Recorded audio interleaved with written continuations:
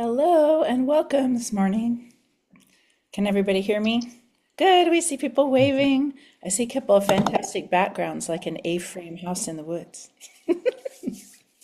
That's great. So hello, we are at class number 4 of our BOLLI Fall 2025 class on new Masterworks. And in our first 3 classes, we talked mainly about Aaron Zigman, a Hollywood-based composer, and then we moved on to talk about some contemporary oratorios and operas with women and wartime as the main subject. And in the last class, I did a little bit of a review of that and then did an introduction on the current traditional and classical composer of the newish, now new, I guess, opera Omar, Rhiannon Giddens. And in the link last week, I sent people both links relating to Rhiannon Giddens' works and also links related to Mason Bates' music, who is a San Francisco-based composer who I'm going to concentrate on today. So I wondered if we could start by seeing if there are any of you who, after I talked about Rhiannon Giddens and Omar, if you had a chance to explore any more of her music or look at her website, or you had any other opinions or connections to her music. Because the comments that people made last week were mainly about the previous topic, women in war and Handmaid's Tale and La Chochara and those kinds of things. So I know it's a lot to kind of start off with asking you, but any comments anybody wanted to make about Rhiannon Giddens, or does anyone think they're able to go and see her live coming up in Boston? That would be really great. She's a wonderful speaker. John, I think you said that you heard her doing introductions at the Met. Is that right? Yeah, she for the live HD broadcast of the Met of La Somnambula, she was the backstage person interviewing the singers and saying "toy, toy, toy," and she's very prodigious. I'm familiar with her um, in a longer standing way, and the breadth of her music is amazing, and she's an amazing spokesperson. So.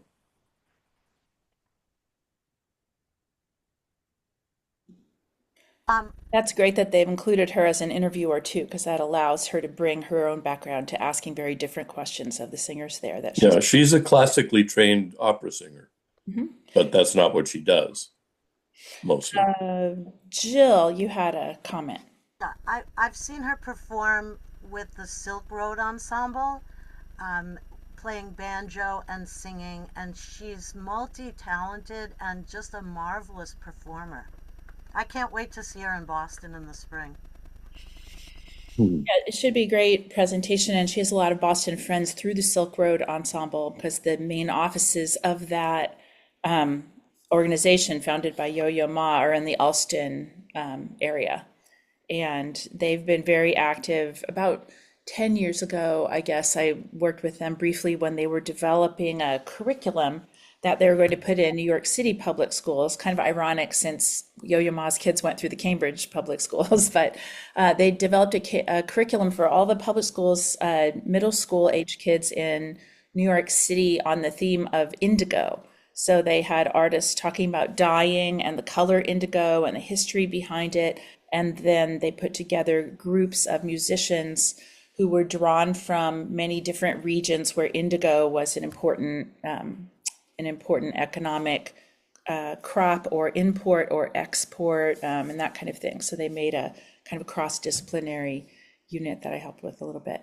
Anybody else, any comments in particular about Rhiannon Giddens, or if did anyone get a chance to listen to anything else on her composer website? Okay, well, you have that, so you were able to listen to that. Last week, and also again just yesterday, I had sent you links related to Mason Bates as well. So I want to start today by talking about a few other kind of brand new things that are going on in the world of new oratorio and new opera. One of which is a drivable distance and will happen this coming weekend on the Yale University campus in New Haven, Connecticut.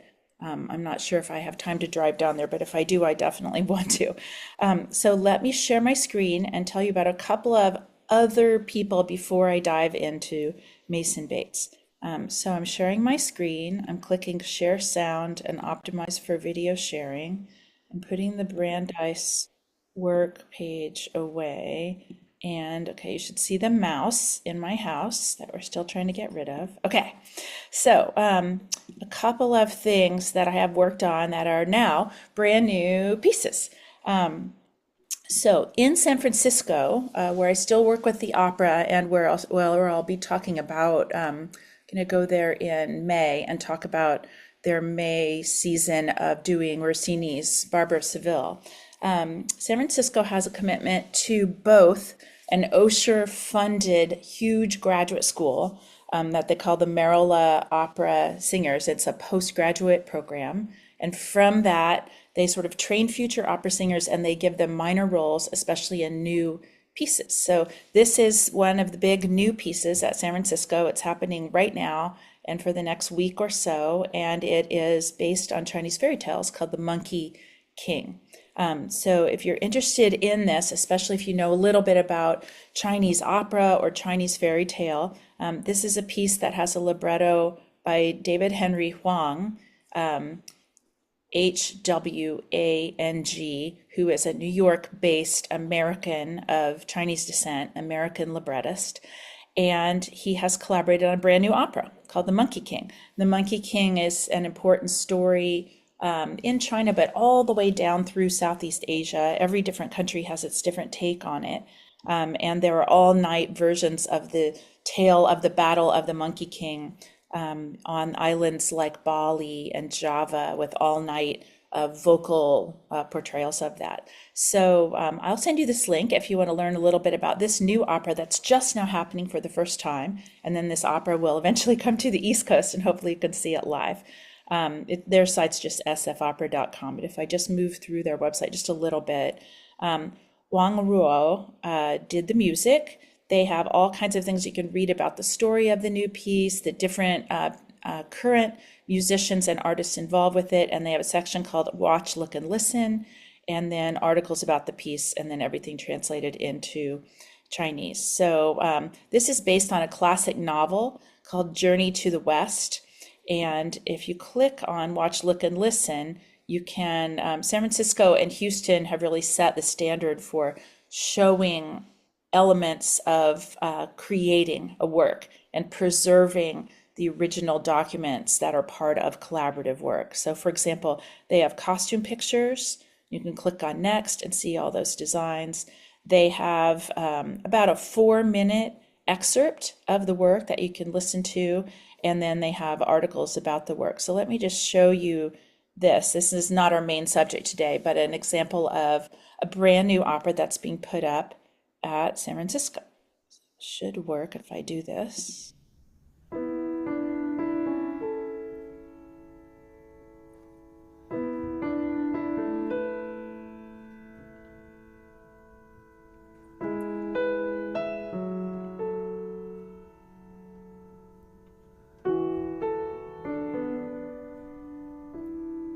That's the natural environment theme.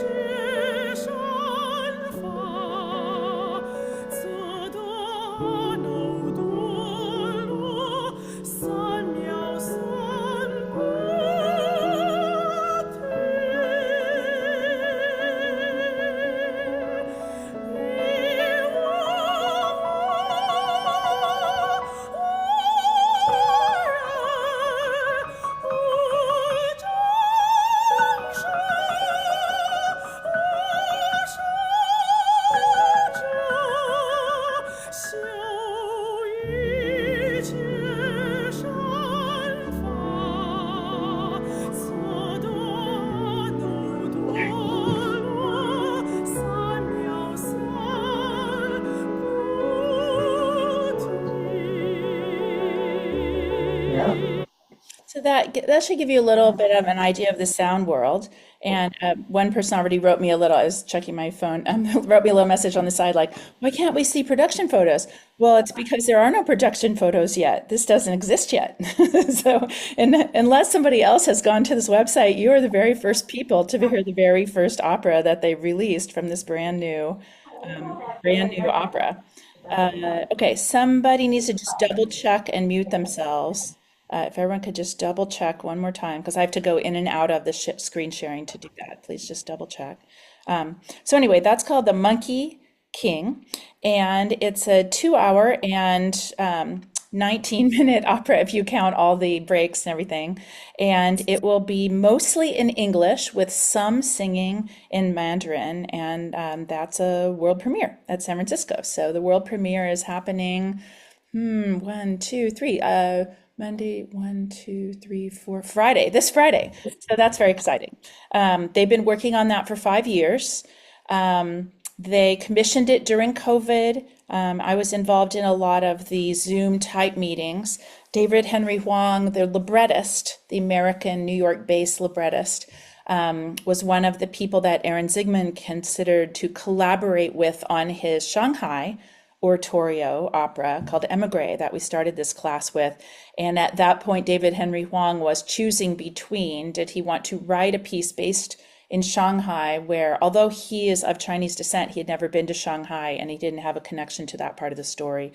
Or did he want to develop from scratch this story based on one of his favorite novel, a novel meaning a book, a novel treatment of a famous Chinese folktale. So he chose this one instead. And so this project has had kind of the same lifespan as Emigre, which was given its American premiere in February of 2024. So it's a little bit longer project, and partly that was because it's a full opera, fully staged with Chinese costume and a dragon, kind of lion dragon dance in the middle of it, and a lot of masking. Now, that's a brand new thing that doesn't quite exist yet. And as it does exist, they will add video to their website and they will do a Commonwealth Club presentation on it. And I will send you all of that if you want to learn more about it and hear more about it. The music is really beautiful. It is not all pentatonic. It is largely major with pentatonic elements, 5-note elements, and it's the specific 5-note scale that is like the black keys of the piano that is very common in central mainland China. About 95% of Mandarin language folk music is in some kind of 5-note scale. So that's something that marks it to a person of Chinese descent as specific to that culture. Okay, let me tell you about one other very new but not brand new thing. Yale School of Music, where I attended for 1 year while I was finishing my undergraduate degree at Yale, is doing an East Coast premiere this coming weekend. So if anybody wants to hear something very new, but maybe not brand new, and new to the East Coast for sure, drive down to New Haven this weekend, and I'll send you links to this. Yale School of Music is collaborating across the undergraduates, meaning mainly the Glee Club, and the graduate school meaning current and former graduate students performing, including Rosario Hernandez Armas, who is a professional singer that went back to school, who will be getting her MMA, which is a specific kind of Yale degree that is one thing past a master's. Basically, if you have a master's degree and you come to Yale, the whole School of Music is free now through a grant from Mitch Lee and his estate, the composer of Man of La Mancha, for example.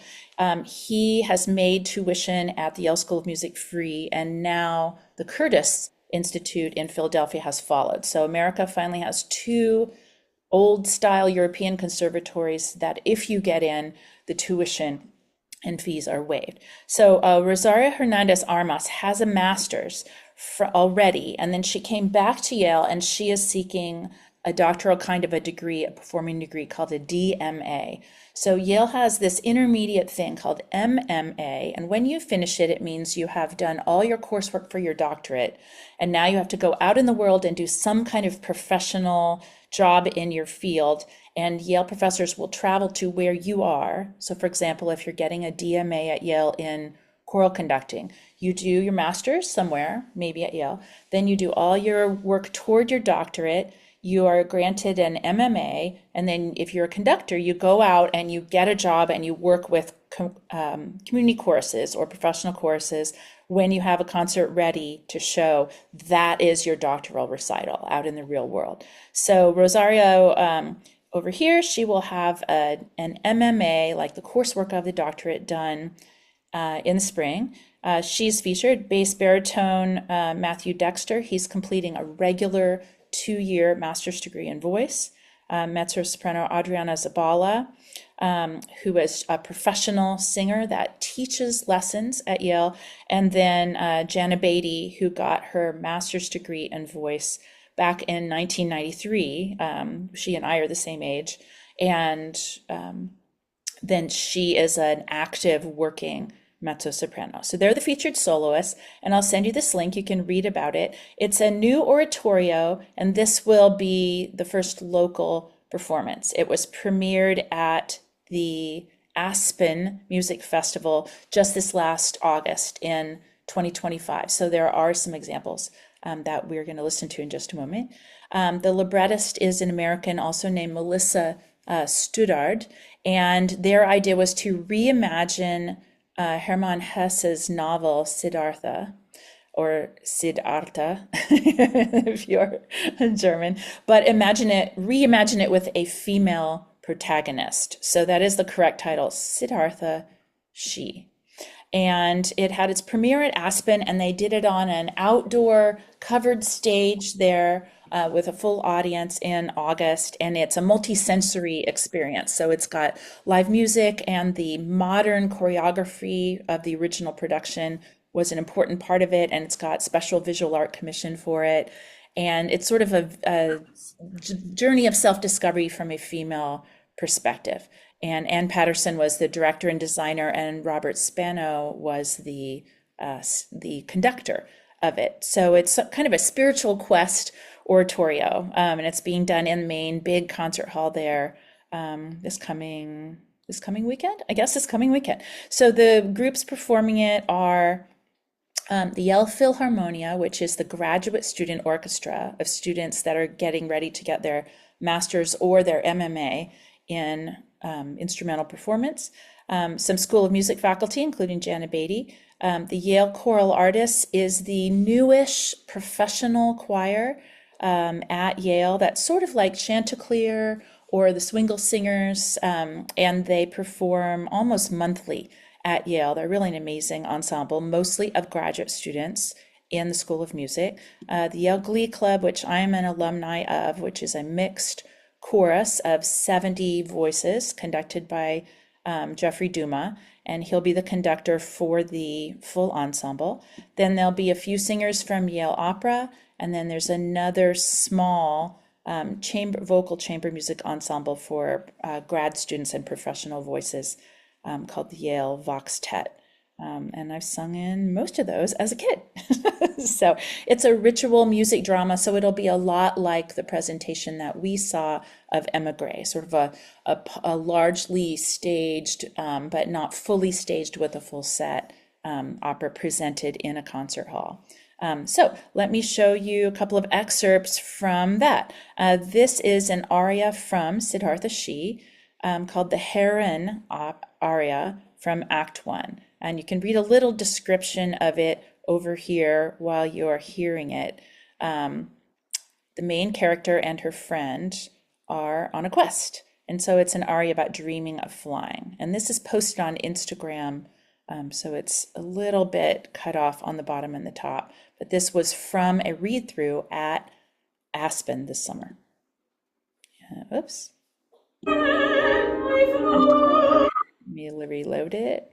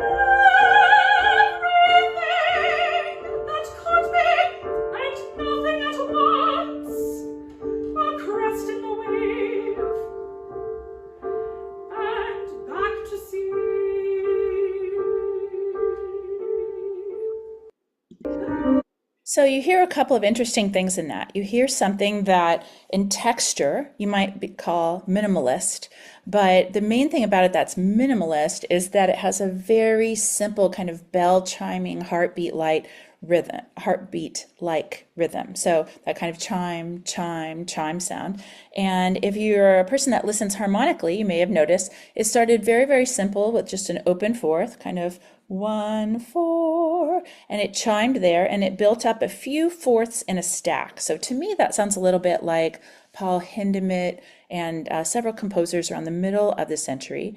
And then as the character talks about flying and being lifted up into the air, you have a 1, 2, 3, 4, 1, 2, 3, 4, 1, 2, 3, 4 kind of a pattern. And that also could be called minimalistic, that kind of layers into it.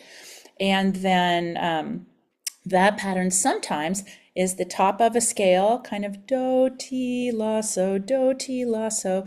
And then when the character talks about leaving the ground and being free of the earth, then it becomes a whole tone scale. So then you have kind of one whole step, one whole step, whole step, whole step, one whole step, whole step, whole step. And for me, that really disorients my ear and I kind of lose track of the key. And at that point, that kind of simple chiming disappears from the bass and it moves around. And then we're kind of floating in a world of lots of whole tones and parts of scales. We're not really in a tonal key anymore. And in the middle of the aria that we heard, there are a couple of layering patterns like that, kind of, I mean, it's easy listening, I guess, in the sense that it's not highly dissonant clusters of sound, little rippling patterns in the wind and clouds that the character is imagining flying through. And the voice takes a break and you get used to those patterns. And it kind of establishes a new approach to key. You're not really in a major key. You're not really in just a whole tone scale. It's a scale that has every other interval is a whole step and every other interval is a half step. So it's a very synthetic kind of a scale. So something like C, D is a whole step, D sharp, and then a whole step, and then a half step, and then a whole step, and then a half step, and then a whole step, and then a half step. And again, that disorients your ear because our ears, as Americans used to listening to Western type European music, we're used to diatonic scales, scales that have two half steps and the rest are whole steps. And in a major scale, the half steps happen after mi and ti. Do, re, mi, half step, fa, sol, la, ti, half step, do. And you may not think about it as you're listening to music, but we really rely on our ear to pick up where those half step moments are and feel tension and feel the half step wanting to resolve. So in Mozart's time, there's a story that has been documented and confirmed about baby Mozart, 3-year-old Mozart being upstairs and the father playing do, re, mi, fa, sol, la, ti, and breaking off what he was playing to talk to a friend in the lower part of their apartments. And the 3-year-old runs down the stairs and resolves do on the scale. Now, that's something that any of you could have done, any of us could have done. If we were standing right next to the piano, we could have heard do, re, mi, fa, sol, la, ti, and felt that tension of ti and sung do. But the fact that the child had perfect pitch and could run down the stairs and resolve it correctly, that's a little bit of genius Mozart in that story. In this piece, it moves away from that world. And so it's very beautiful and you get a sense of waves of different sounds washing over and you're meant to go with the character on this sort of quest, on this multi-sensory experience, on this kind of immersive experience to discover something new. And that particular scale I mentioned that we got to that was so weird and synthetic, the whole note, whole step, half step, whole step, half step, whole step, half step, whole step, that scale was used a lot for magical transformative moments in romantic opera from Russia. So for example, a name you might have heard associated with that would be Nikolai Rimsky-Korsakov. He wrote 15 operas in Russian in the 1880s and 90s and the turn of the last century. And one of his two main bases was Igor Stravinsky's father. So the young Stravinsky grew up hearing that. And when the young Igor Stravinsky began to get commissions for things like ballets, like Petrushka and like The Rite of Spring, when he needed something magical and otherworldly, he would use that scale, whole step, half step, whole step, half step. And that was something that a Russian would have heard very much as, oh, it's Rimsky-Korsakov's kind of magical, transformative music. Stravinsky didn't admit that. And so a lot of people in the 30s, 40s, and 50s analyzing Stravinsky's music would hear this kind of sound, this whole and half step scale, and say, oh my God, Stravinsky's such an innovator. And they called it an octatonic scale because it has 8 unique pitches in it instead of our regular major scale that has 7 unique pitches. and the first note repeating. So Stravinsky got credit for this sound for a long time. And then finally, enough of people got around to researching the roots of Stravinsky and explored all of those Russian operas of Rimsky-Korsakov that they found this has been, now for about 150 years, a kind of typical magical sound, a way to get away from major and minor, or just a pile of dissonance. But it does share with many of the other operas that we've listened to and oratorios we've listened to, that kind of repetitive way of building, layering sounds, especially with simple duple rhythms that you find in John Adams' music and you find in other New York composers that are called minimalist in the 60s, 70s, and 80s. So this piece is part of that sound world, Chris Theophanidis. And so if you like soothing and minimalist and kind of background music, you will like it. If you like Debussy's use of whole tone scales and sort of beautiful impressionist music of the early 20th century, you would like it.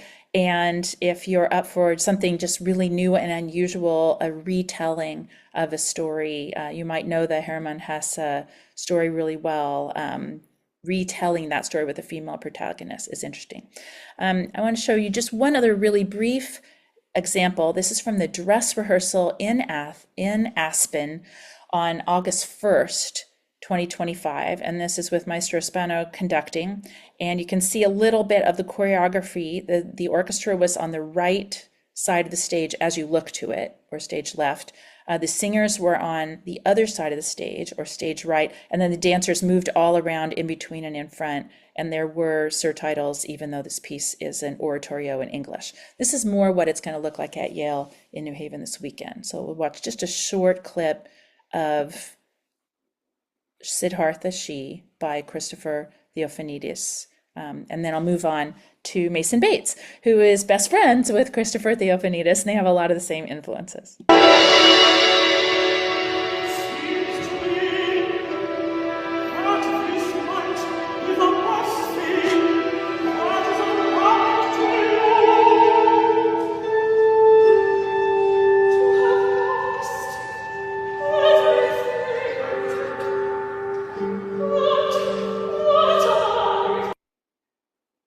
What am I supposed to do now is the end of it.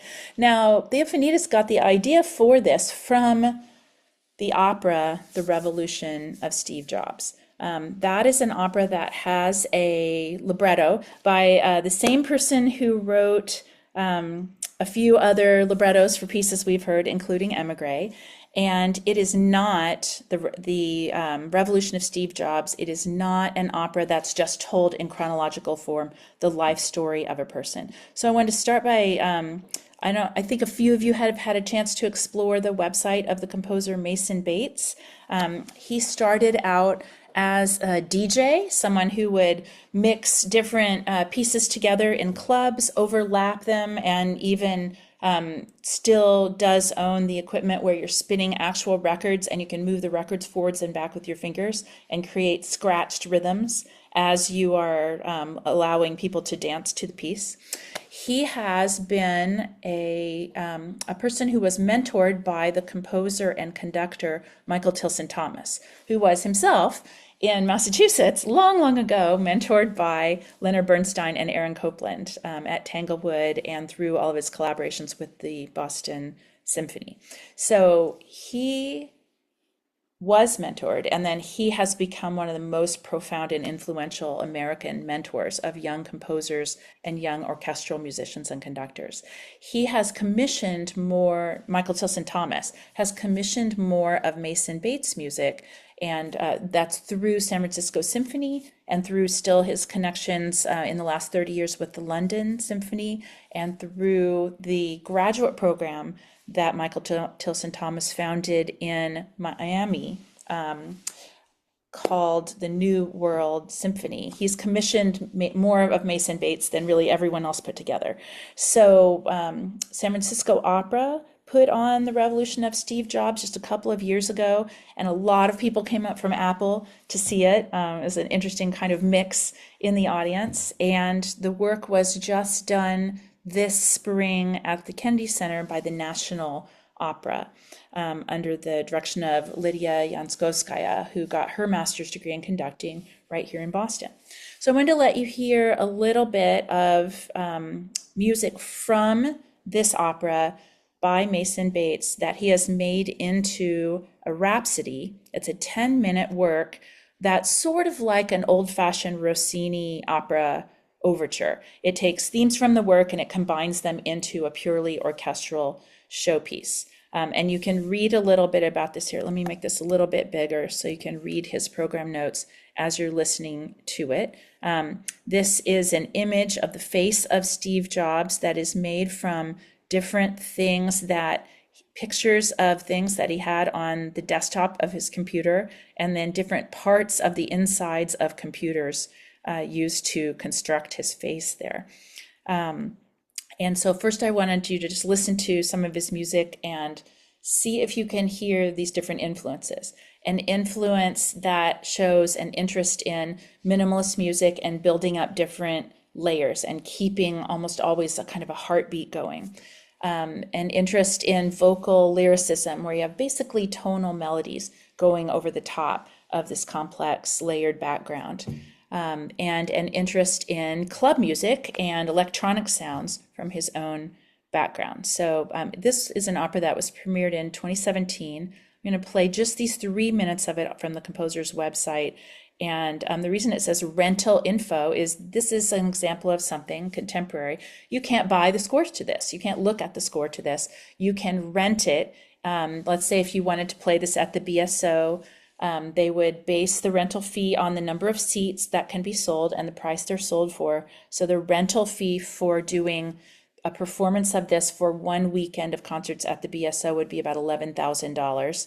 They would give you the rights to perform it and to show clips of it on YouTube for marketing purposes. And then for your $11,000, you would get the parts sent to you that have been created and okayed by the composer. And you would rent those parts, use them just for the week of the gig, and then you would mail them back. You wouldn't keep the parts or anything like that. So let me play for you about 3 minutes of the main themes of the opera, and you can read about this if you want.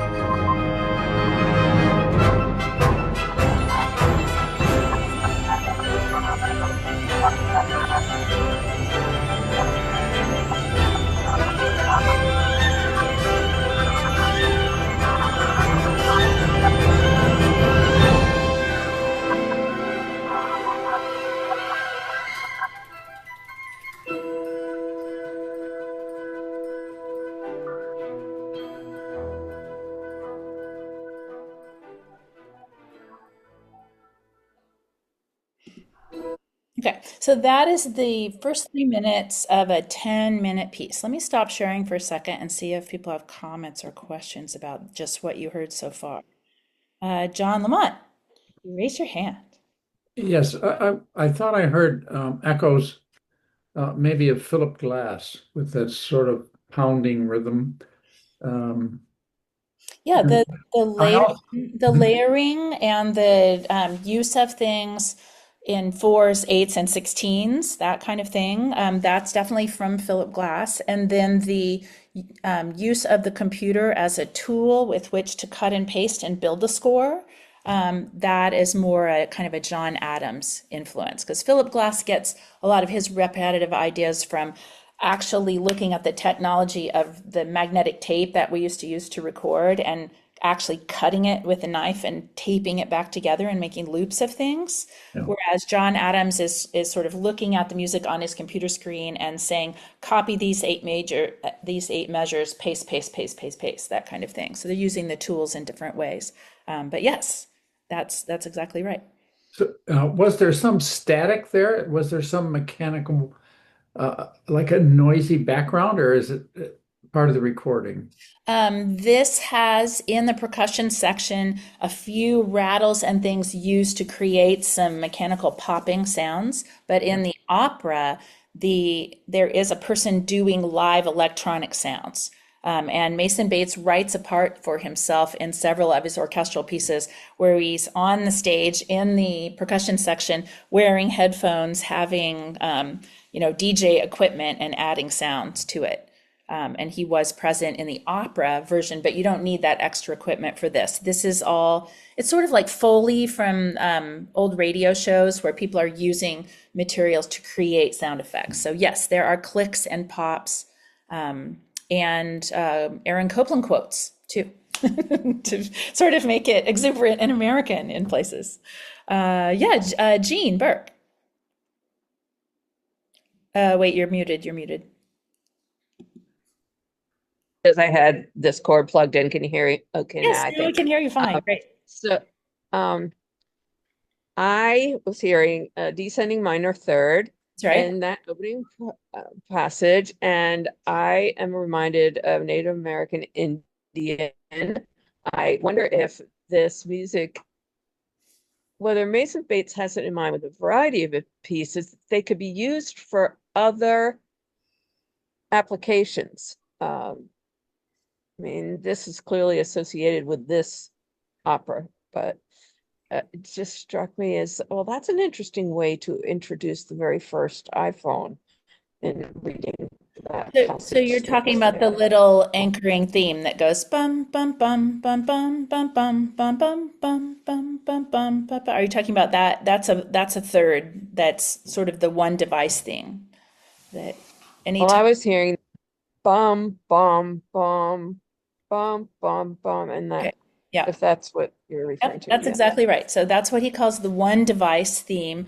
And when the character is wearing a black turtleneck and doing a presentation on that in the future, there's going to be this one device that can do many things that all of our large old devices could do.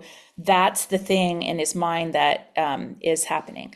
And Mason Bates decided to have this be a theme and have it be that kind of punchy rhythm that you're talking about, going punch, punch, punch, or punch, Right. punch, punch, punch, punch, punch. He got that idea from Sondheim's musical Sunday in the Park with George that was Oh, composed in the mid 80s when he was trying to come up with a theme for how would there be a theme for George Seurat and his paintings. And he looked at the way that Seurat did the paintings, where he was making many, many dots. And so the motion of the paintbrush in his hand would have been going dot, dot, dot, dot, dot, dot, dot, dot. And read a little bit about him and found that he would add dots in exactly that many times. This is Sondheim doing research into Seurat. So dot, dot, dot, dot, dot, dot, dot, dot. He would add 8 dots and then pause and get more paint and then go 1, 2, 3, 4, 5, 6, 7, 8. So in Sending the Park with George, that theme it's not as easy to hear in the sense of a melody. It's not that third that you could hear here, but you do hear bum bum bum bum bum bum bum bum, and you hear the pitches change of it, and that 8-note pulse is the action of the technology of the paintbrush being used to make 8 dots at a time. In this case, Steve Jobs is a person that's thinking more about the conception of the work. He's not, using a soldering iron to build a chip, and he's not sitting at the keyboard and typing up a Steve Wozniak computer program to make the thing work. It's more a mental thing. But he did have in his background a lot of study of different typographies and graphics. He had a study of a lot of different world philosophies, and he was definitely a California and West Coast person and sought out spiritual guidance and meditation. So there are sounds from California Indian music, from California popular music, and from Eastern sort of, it kind of leans, Mason Bates didn't do a lot of ethnomusicology research, but it leans toward, again, that sort of typical 5-note pentatonic scale that's associated with Chinese meditational music and folk music. So yes, all those things are correct.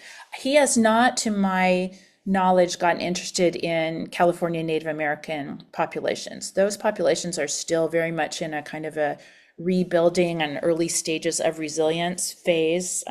They were just so devastated by the long connection, especially with the mining communities in the Central Valley and all the violence that went along with that.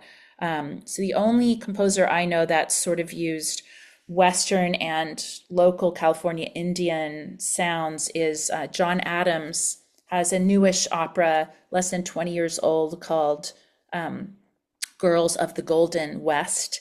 And the libretto for that is all based on writings by women in mining camps, women who committed crimes and were executed, women who ran businesses, and talking about the life in the mining camps. It's sort of a takeoff on Puccini's opera set in a Colorado mining camp, which in English is called Girl of the Golden West, La Fanciulla del West. And that does have Mexican sounds in it and quotations of Native American music, and that's John Adams. So those sounds are very consciously layered, as you said, with this. So John Adams' Girls of the Golden West would be a way to connect this to that music that you were talking about. But I'll see him in 3 weeks, so I'll ask him. I'll say what you said and say, if you're interested in more of the Native American side of things, like, hire me and let's do some exploration. But so far what he does is fulfill commissions. It's very rare that he comes up with an idea of something that he wants to do on his own. In this case, he felt like he was in a little bit of a race to complete this opera because Steve Jobs had passed away, and there were several books that had just come out about him, and taking a long story or a life and condensing it down to really just a very few words to create an opera and oratorio is a really big challenge. So in this opera, it's not just his life story, it jumps around, it has 18 different scenes, goes forward and back in his life in a non-continuous way. So I'll show you some excerpts from that. Any other comments? That was really interesting. Okay, so let me share my screen again. Share.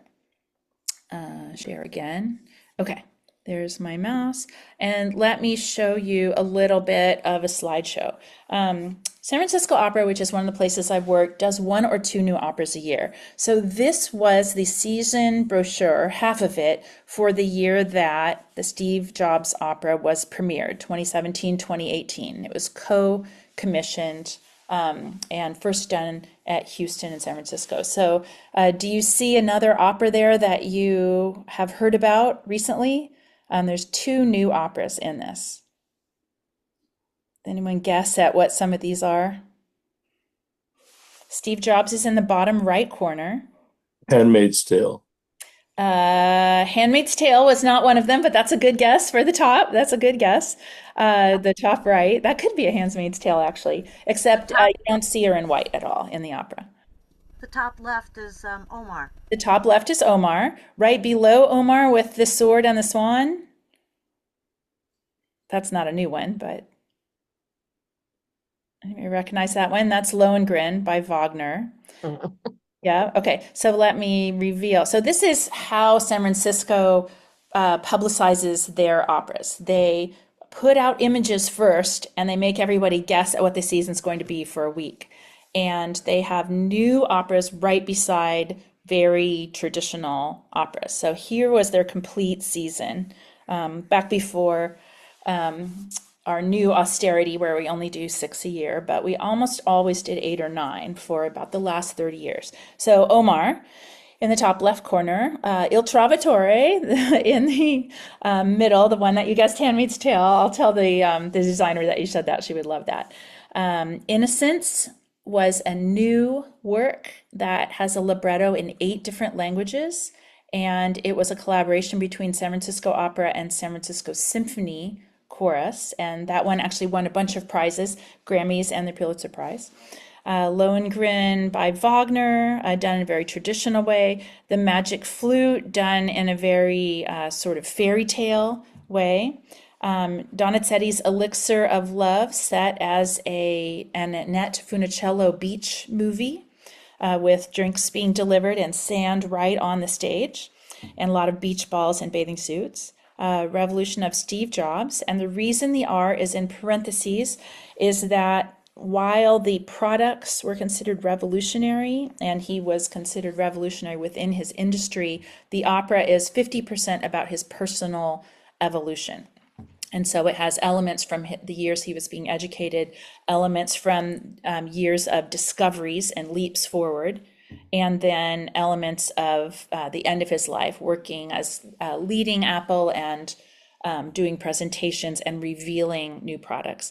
And then done as a kind of a cross-gendered thing was Handel's Partenope, which is a work that had in its original version men playing women and women playing male characters. And so they did that. Any character that was identified as a female character, they had sung by a man. And any character that was identified as a male character, they had sung by a woman. And they did a lot of public education about how the early roots of opera for its first 150 years, gender was not something that was so fixed and important to the character.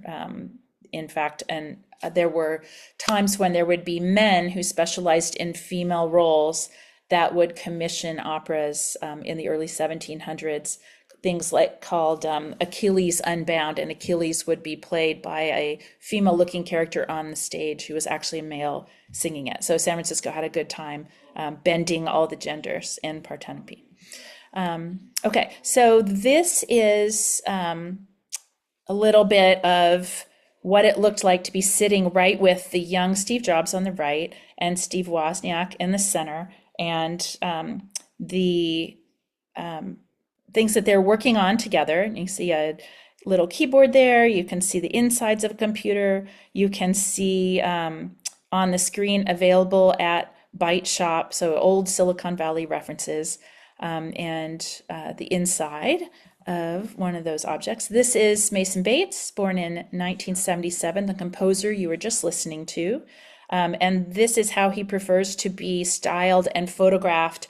This is how he dresses when he appears on stage at the San Francisco Symphony, conducting or adding live electronics. So let me see if I can get this to work. Okay, hang on just one second. I have to go out. I don't want this to happen. I want to go out and I want to relaunch. Okay, just one second. I did have it working so that all the... Okay, I have to pause for just one second. Let me relaunch this. Quit Keynote. And let me relaunch it.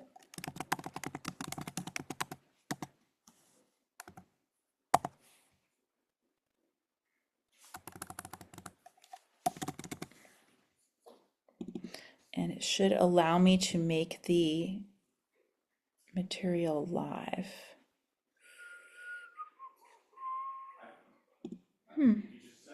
Okay, it's broken. Interesting. All right, so let me just find it quickly. Let me go back.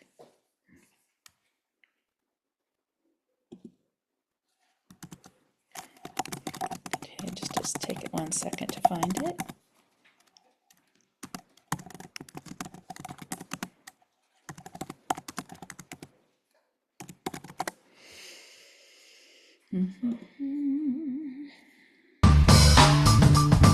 Okay, so this is the correct one.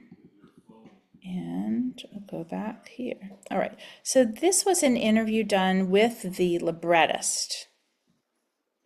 And his name is Mark Campbell, and he was the librettist of Emigre as well. So we're going to hear just a little bit about the inspiration theme and about why he, the librettist, chose to make this opera all out of sync, that kind of thing. Okay, so the person he's going to be talking about, I want to save a little bit of time here, is a spiritual guide and mentor that Steve Jobs spent time with named Kobun, Japanese Buddhist.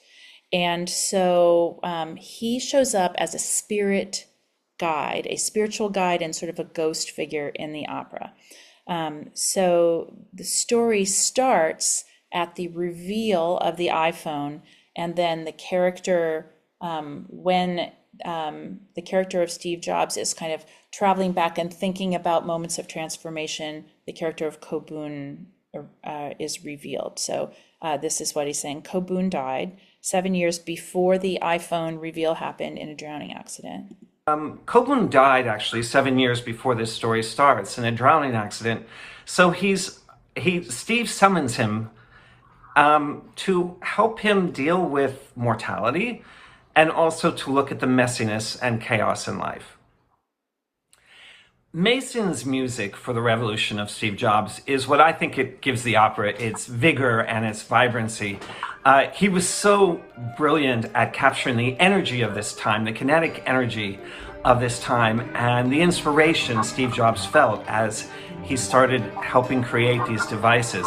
But I also think Mason captures the contradictions in Steve Jobs' soul really beautifully.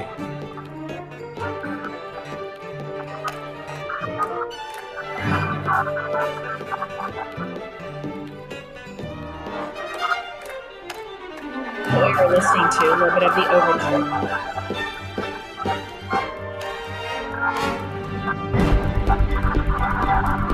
It's the inspiration theme based on Copeland.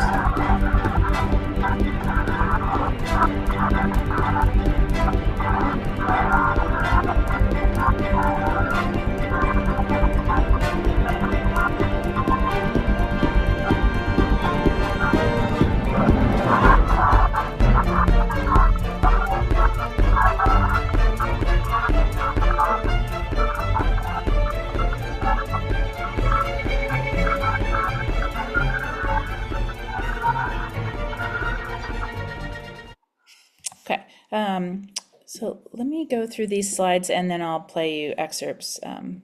Okay, so these are the things talked about in the opera that kind of gives it its narrative shape. The development of the Apple II, and there's a duet called Ma Belle that I'll play for you. And that's what I showed you in the opening picture, some of the insides of the Apple II. The iMac that my husband worked on at Apple when we were, feels like kids now, but in the 90s he worked on the laptop version of that, in the early titanium. Picture of Steve Jobs in the early marketing stuff for the Macintosh computer in 1984.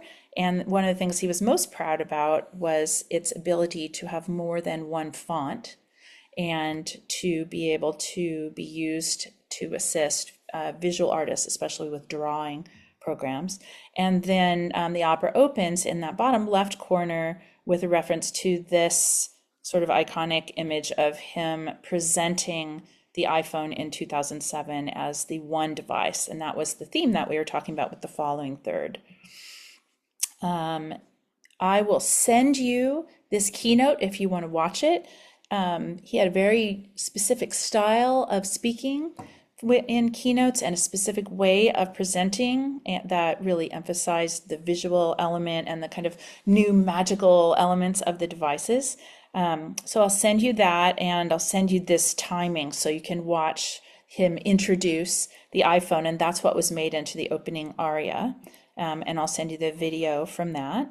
And then a lot of the opera, about a third of it, looks sort of like this, and you see Kobun, the spiritual guide, and you see desert and California dawn and sunset landscapes as people are singing about transformation and life and death, and how much difference a tool can make in simplifying your life, and how much your life can be simplified by stripping away things. And so there you see him wearing that kind of black t-shirt that became well known from his keynotes and his Steve Note presentations. So I'll send you this Santa Fe Premiere collection of things, and you can listen to a couple of the keynote lectures, and I'll play the Ma Belle duet in just a second. I'm not going to waste time since these links aren't working. This was the poster that we saw that the composer now has on his website. I'll send you a couple of additional links if you want to hear more of the composer's conception of his opera. And just to make a general point about opera and oratorio, it really starts from this on the left, people standing on a bare stage with usually just one person at a time singing, usually as a soliloquy, with very, very little orchestral accompaniment other than framing music. Not a lot of full orchestra, which in the early Baroque, at the beginning of opera and oratorio, would have mainly been a string ensemble with a small continuo group, a keyboard, maybe a bass player on a bass wind instrument like a bassoon, or something like a grandfather of a cello, but in general, a series of sung soliloquies. And then now we have the word opera and oratorio used in a full rock concert context. This is Prince on the side, with all kinds of special effects and the audience being visually present on the stage and really drawn into a multi-sensory experience. And that is the case for all the things I've talked about so far today. Siddhartha She is like that, the oratorio that's being done at Yale this weekend. In opera, there had to be important patrons to bring it along and make it survive. And this is Louis XIV on the right. And he actually was not just a patron supporter of operas and ballets, he performed in them. So his nickname of the Sun King partly comes from his performance wearing the sun costume made all of gold. And what you don't see is people wearing black, holding candles and mirrors and running around beside him so that it would reflect off of his costume, to create a sense of opera and power and pleasure and light all uniting.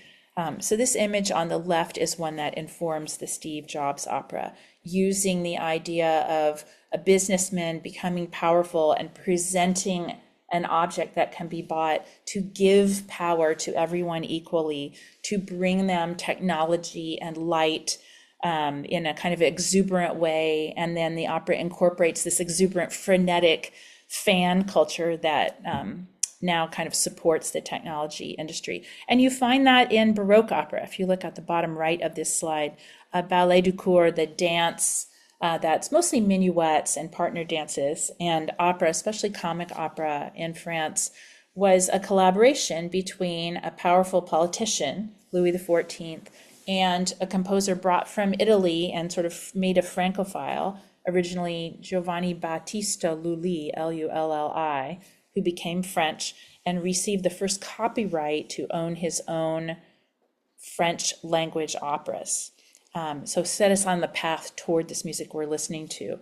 And they believed that opera should be about power and influence, and as much as possible, it should deal with contemporary scenes and contemporary events. So for example, there's a ballet that Jean-Philippe Rameau composed that has a scene called The Earthquake in Peru, based on contemporary documents that were right out of South America, brought by French missionaries, of an earthquake and a little bit of a volcano exploding. So that idea of contemporary events and contemporary images being important. The idea that opera and oratorio should be uplifting and exuberant and fill you with pleasure and joy and delight. And then using the best technology available at the time, having lighting and technological effects being an important part of it. That's right at the heart of Baroque opera. In the case of Louis XIV, late 1600s and early 1700s in France. So Mason Bates has studied all of this and has tried to preserve a lot of the best of the Baroque in his music, give a lot of leading parts to voices, and to continue to compose a mix of orchestral music using real instruments and vocally dominated music. I'll also send you this link if you're interested in the Santa Fe Opera presentations on it.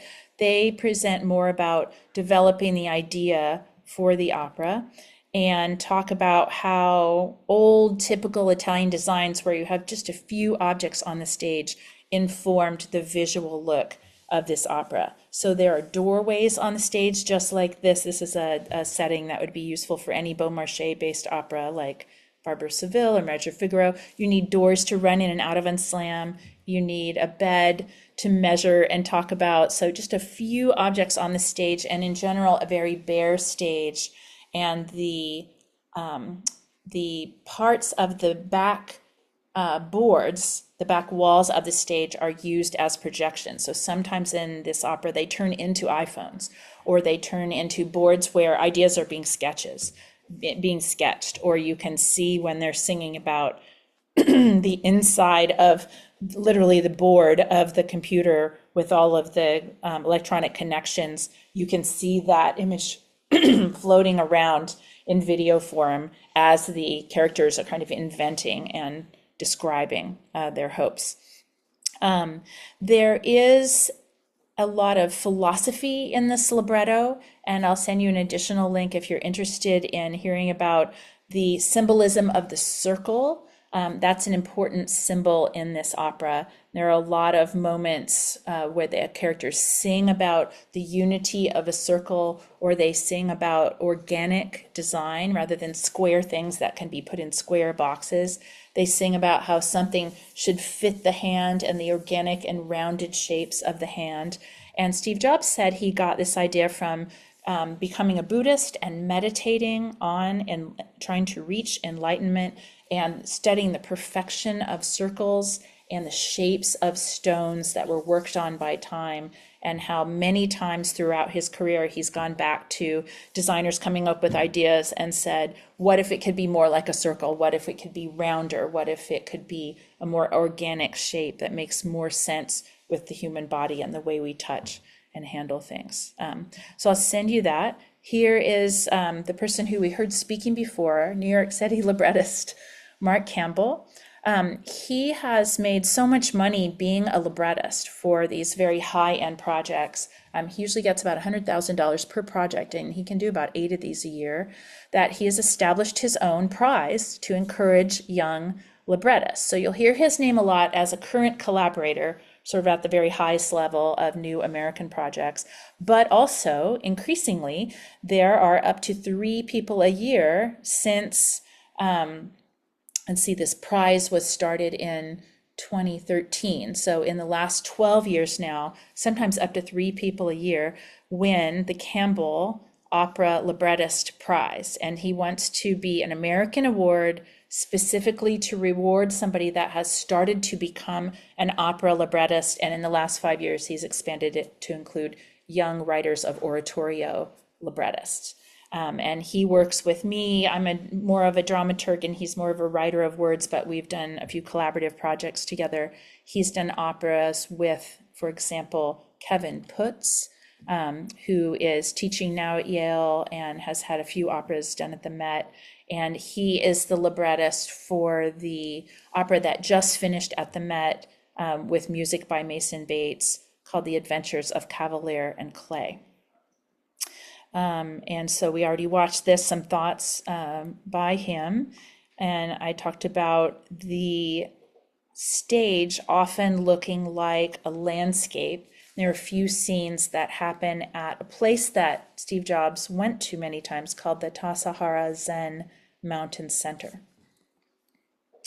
Okay, on the left, this is the live recording that was done at Santa Fe Opera of the opera, and you can see here people watching a product launch sung in the form of an aria with the back screens turning into the iPhone and seeing all the icons, the early icons that were created. He hired a lot of people who had no background in technology, but were visual arts designers to create a whole language of icons for the device, and that shows up in a lot of the production designs. Here are some of the dates of his early productions of this particular opera. Santa Fe was the premiere. The world premiere recording is what won the 2019 Grammy. It was co-commissioned by Indiana University, and so their graduate students put it on in 2018. Then it was done in Seattle with a different visual design, and that's the picture below the red words. The Seattle design was done in a more monochromatic way. There are a couple of love duets in it. So you have in that picture in the bottom right corner, Steve Jobs below and his wife above. Then it was done in 3 places in 2022, Austin, Atlanta, and Kansas City, and that's the production that came to San Francisco in 2023. And then recently done at the National Opera in DC. So let me show you a couple of selections from this just by typing the titles of the works into YouTube, and then I won't have to worry about them not loading correctly.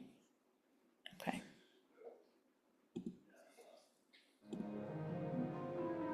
The second scene in a home office.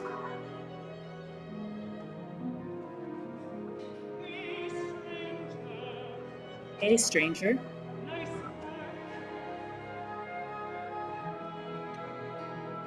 Only nice sails are already through the roof. Sales are already through the roof. That's good, because God knows we really need more money. Just need to finish a few more things. You know what you need, really need some rest. Not that again, not the right time. Rest. You're tired. You're overworked. You're not well still. You have to get better, and carrots alone ain't doing the trick.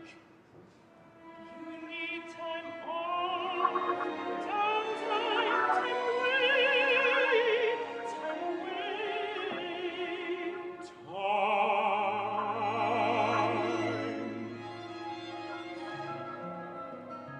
Maybe in a month. 1 month, that leads to 6, then a year, then 5, and suddenly Ned's voice has changed. And Aaron's talking college. You know how it goes. One device, we lose you. And you lose yourself. Come home, Steve. Come home. The kids miss you. And sometimes I do too.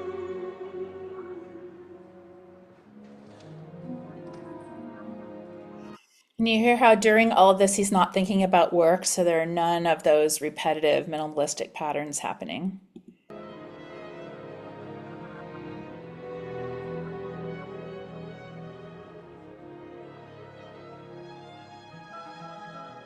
Promise, just need a walk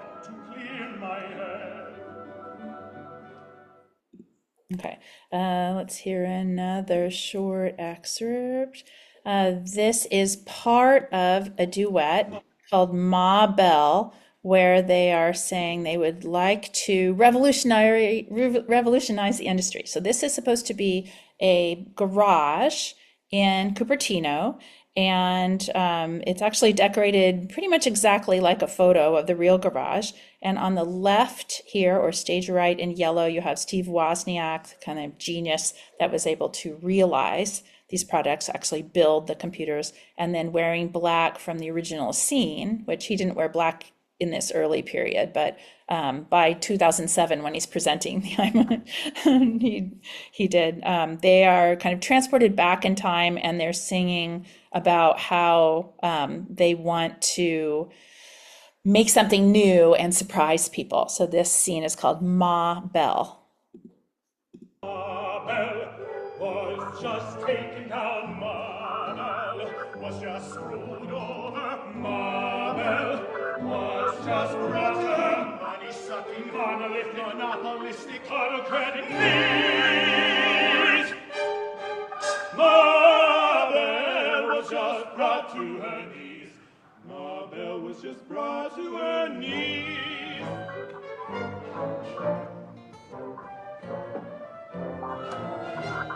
That's one for the common people, that's one for Abby Hoffman, that's one for Cesar Chavez, that's one for the troublemakers, rebels, freaks, and sinners who keep this planet spinning. For Dylan, for Bob Dylan, and Thomas, Bob and Thomas, rebels, freaks, reformers who keep this planet spinning.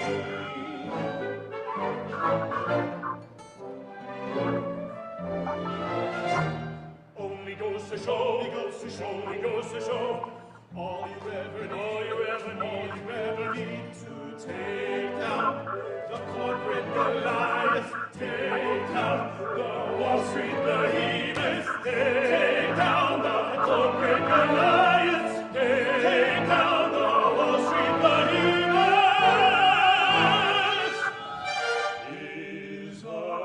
Is a decent slingshot, decent slingshot.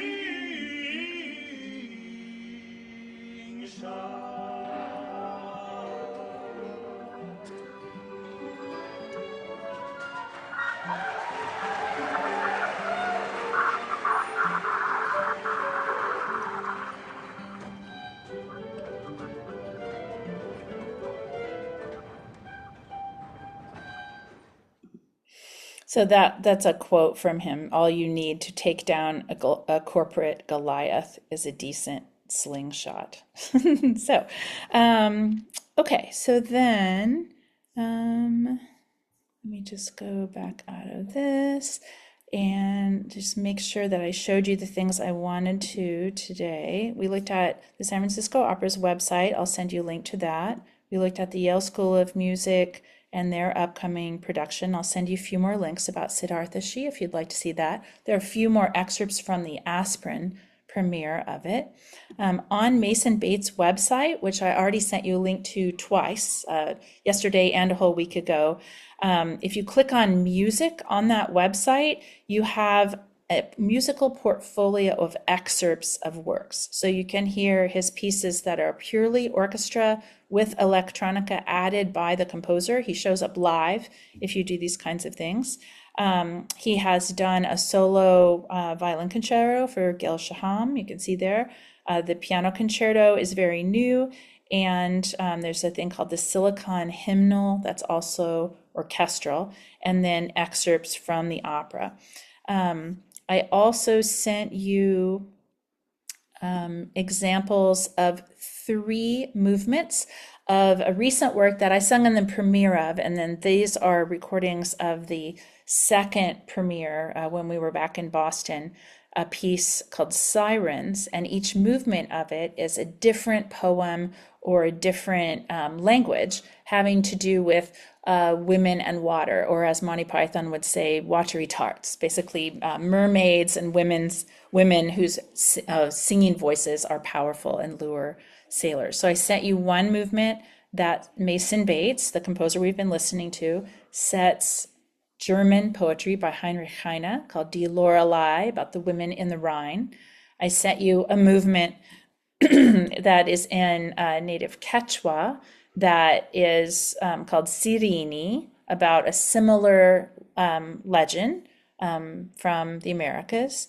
And I sent you a movement that has text from the book of Matthew in it. So as an example of pure choral music. And these pieces were written for a group that doesn't exist anymore. A professional choir existed for about 10, 15 years in San Francisco called Capella SF, and it was a mixed professional choir led by, you can see the little face there, Ragnar Bolin, who was for a time, up until COVID, the very successful recent conductor of the San Francisco Symphony Chorus and started his own choir. He was one of the last students of the landmark choir conductor of the Swedish radio choir named Eric Erickson. And there's a strong tradition of American choral music connected to that very pure, white, straight tone kind of a voice, not a big, rich, vibrato-filled voice. And you find it in, for example, St. Olaf College and those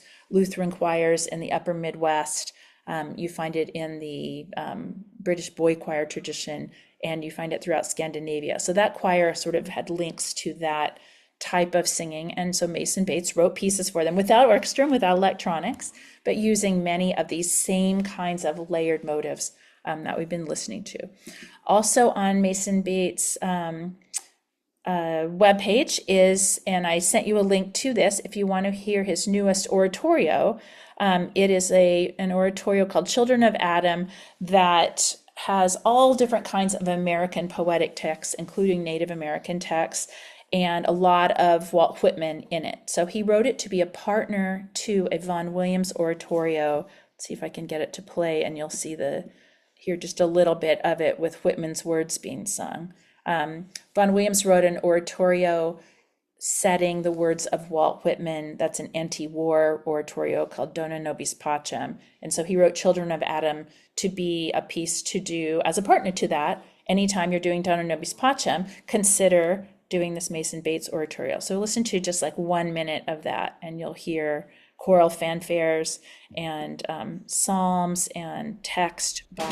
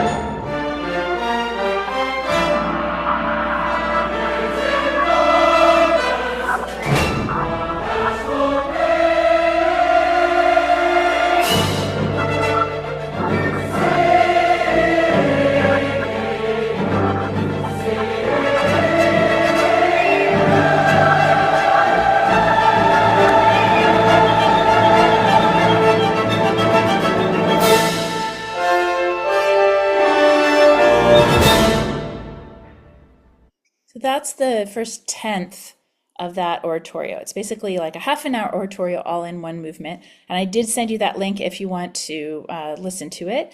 And then from the Met's website, the Met has just premiered Mason Bates's newest opera. So I think I sent you this link. If I haven't, I'll send it again. But there are a couple of arias from it that they filmed before the premiere of the work, and then it's one of their most successful things of the season. It's completely sold out, it's run, and very successful follow-up sort of to as a project for Mason Bates to continue to write operas after the revolution of Steve Jobs. So I will make sure that you have the Metropolitan Opera's website about this pair of graphic artists, and they're existing in a time that's overlapping with the basic story of emigre 1930s Europe and the rise of Nazism.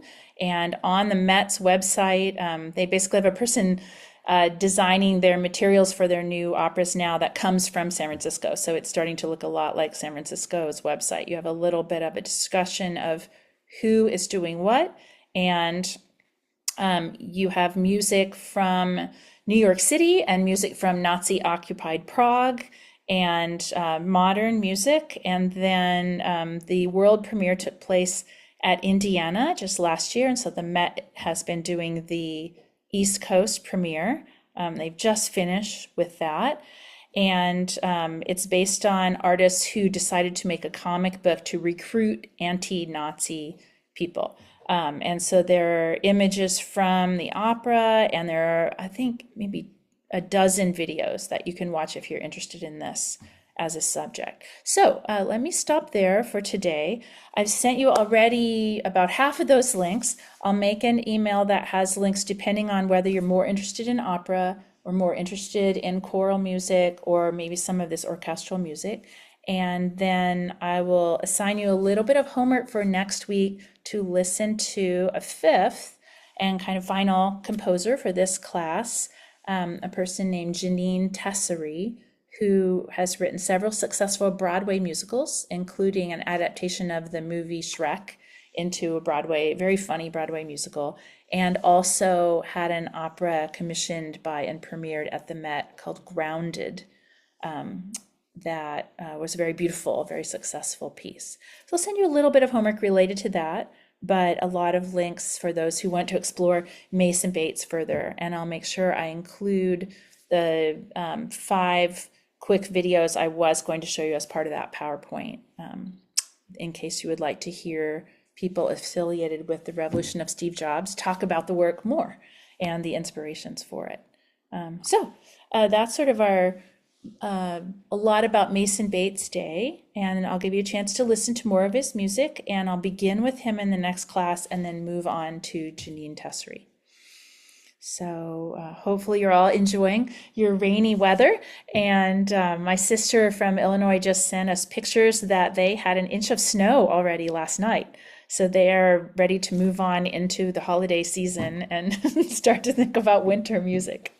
But it's nice to see all of you today, and I will see you next week at the same time, starting at 11:10, beginning with a little bit of Mason Bates, especially the choral pieces that aren't so fully staged, and then continuing on to Janine Tessery's music.